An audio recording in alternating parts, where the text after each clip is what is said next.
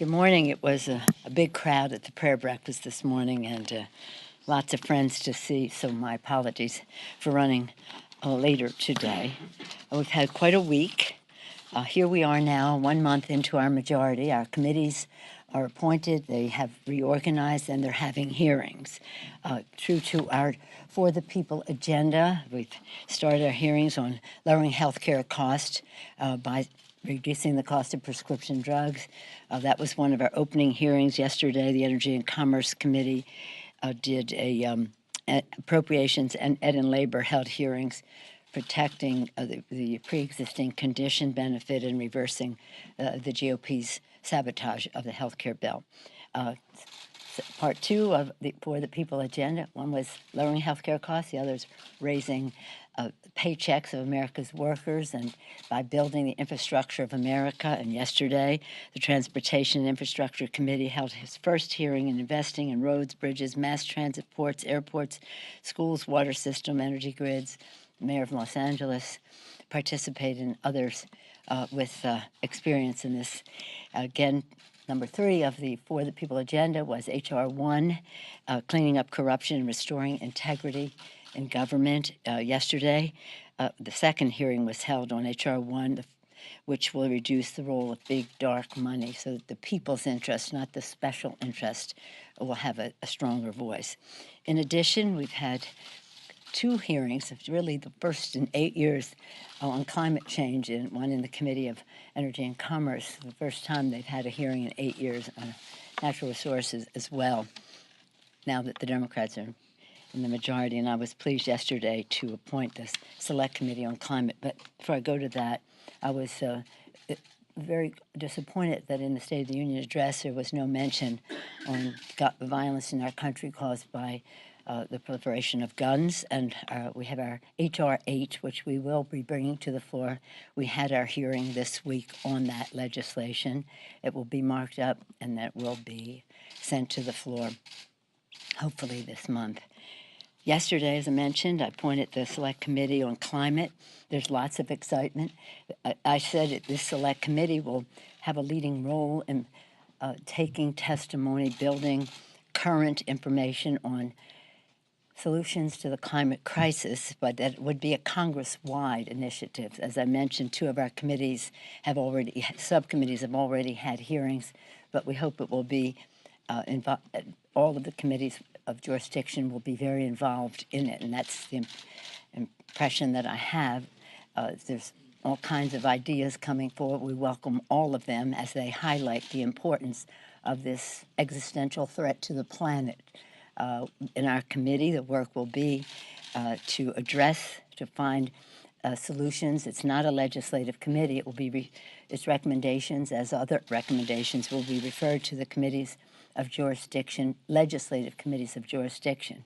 But it's a public health issue, clean air, clean water for our children. It's a national security issue when it comes to preventing climate-driven instability. It's an economic and jobs issue, good-paying jobs, keeping America preeminent in green technologies in the world. And it is, in my view, a moral responsibility, if you believe, as do I, that this planet is God's creation and we have a moral responsibility to be good stewards of it. Or if you don't share that religious view, but you just understand that we have a generational moral responsibility to pass the planet on to the next generation in the best possible way, then it has that standing as well. So it's health, security, jobs, and again, preserving God's creation. It is, as a topic at hand, of course, the conference that is going on now to pass legislation that will, again, keep government open. I don't think that is a question. But anyway, to protect our borders as we protect our values. I have confidence in the appropriators, not because I know what they're doing, but because I have confidence in the appropriations process, being an appropriator myself, knowing left to their own devices, as I've said over and over again, that the appropriators in a bipartisan way and a bicameral way, House and Senate, can come to a fair conclusion, which I would support. I have ask the administration to be as non-interventionist as I am on that. Just let them do their work. And hopefully that we'll get some good news in a short period of time, and certainly in time for the deadline of February 15th. Any questions? Okay, who hasn't had a question lately? Yes. Two questions on trade, if I could. Yes, ma'am. One, I was wondering if you support the bicameral Congressional Trade Authority Act of 2019 to try to reclaim some of the trade authority for Congress. And also, I was wondering what, if any, are the elements of the USMCA that are concerning to you? Well, two questions. One, first of all, I really haven't seen that legislation, but I do support reclaiming some of Congress's prerogative. It is Congress's prerogative. We have given some of that authority to the president, and there is legislation here that I am familiar with that would give him even more authority, and I don't support that. The concerns that we have about, and hopefully they're resolvable because I'm optimistic always, with the, what are we calling it now? U.S., Mexico, Canada. I don't know if it has an acronym, formerly known as NAFTA, but not NAFTA. The concerns center around workers' rights, center around the environment, center around prescription drug prices. Those are some of the subjects, but the overarching issue is enforcement. You can have the best language on any subject in a bill, but if you don't have the enforcement provisions very strongly spelled out, not as a sidebar, not as a side letter, but central to the treaty, then there's a problem. So I believe that the trade representative has been most accommodating and being available for members. Hopefully he'll come to answer some questions soon, but we've had good rapport with Mr. Lighthouser. I believe that the committees of jurisdiction, that being the Ways and Means Committee largely, will be having sessions with members so that members can see what is in the legislation, what we'd like to see in the legislation, and how we can be supportive of it. I have always thought that this was probably one of the easier trade agreements to come to agreement on, but so far we're not there yet. Yes, ma'am. You mentioned your committees are getting to work. But the president says your committees are going nuts, that it amounts to unlimited presidential harassment. Is there any concern that you're in danger of appearing like you're overreaching? Let me just say that I want to make it a rule, and you don't have to come if you don't want to, but I am not commenting on what the president has to say about our work. And I always think that whatever the president says about us, he's projecting his own unruliness. He's a projector, and that's what it's about. I'm very proud of the work of our committees. Even the Republicans have complimented the committees on being wise in how they proceed in terms of subpoenas and the rest. We will not surrender our constitutional responsibility for oversight. That would make us delinquent in our duties. So I'm not going to respond to any characterization or mischaracterization of the president who, I mean, it's just not going there. But I do think if he's using the word unruly, it's a projection of his own administration. Yes, Nancy. How important do you think it is for the public to see the president's tax returns? I think overwhelmingly the public wants to see the president's tax returns. And so they want to know the truth. They want to know the facts. And he has nothing to hide. I'll just tell you this and go on from there. Because we have important work to do, and we have important judgments to make, and we need information to make those judgments. So I was walking through a kitchen. You know, that's how I usually go to events. I haven't been in a hotel lobby in I don't know how long because we go through the garage to the kitchen and this and that. So I was on Martin Luther King Day in San Francisco going through the kitchen to go to the event for the breakfast, and one of the waiters, one of the people working in the kitchen said to me, I have to tell you this. When the president says that the Mueller investigation is going on too long, you just say back to him, not as long as your tax audit, Mr. President. I thought those were words of wisdom. Yes, ma'am. Some have said that you haven't moved fast enough on the tax returns, trying to demand them. What do you say to those? You have to be very, very careful as you go forward. As I said, we are in our first month. The committees have been appointed, they have organized, they are prioritizing their work. And in terms of the tax return, it's not a question of just sending a letter. You have to do it in a very careful way, and the chairman of the committee will be doing that. So I know that there's impatience because people want to know. That answers the question, but we have to do it in a very careful way. Madam Speaker, Yeah. This, Chad? Thank you. Good morning.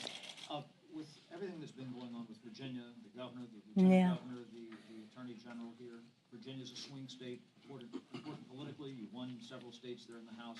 Does what's Seats. going on, does that filter down and damage the national Democratic brand in any No. way? No, it does not.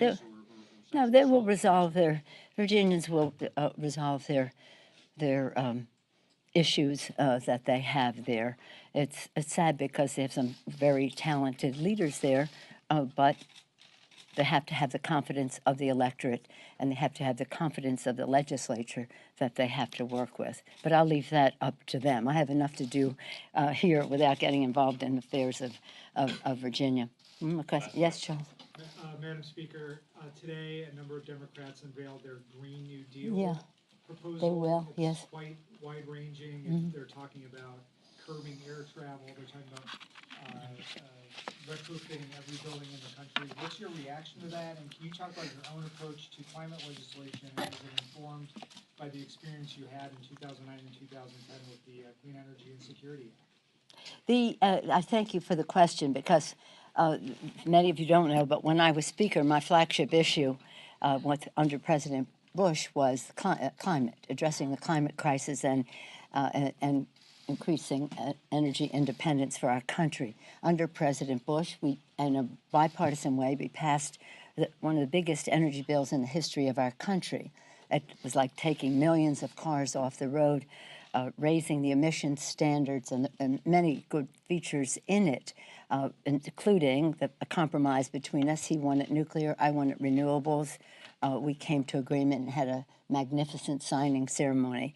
Many of the authorities that President Obama used as president to address the issues of pollution and climate were authorities that were in that legislation. So I'm very, very proud of that. So now, when we lost the majority, the Republicans dismantled all of the greening of the Capitol, some of the leadership symbols that we wanted to put out there, but also some of the policies that we had. So here we are again. I'm forming a select committee. It's a different world since then. Technology has advanced, so information is available and communicated more readily. We will have to be up to date in terms of hearing from our national security experts on the challenges to stability in the world that a climate crisis, and I can go into detail if you want me to, but in addition to that, it's a jobs issue, as I said, making us preeminent in the world in terms of green technologies, and as we build the infrastructure, which is part of our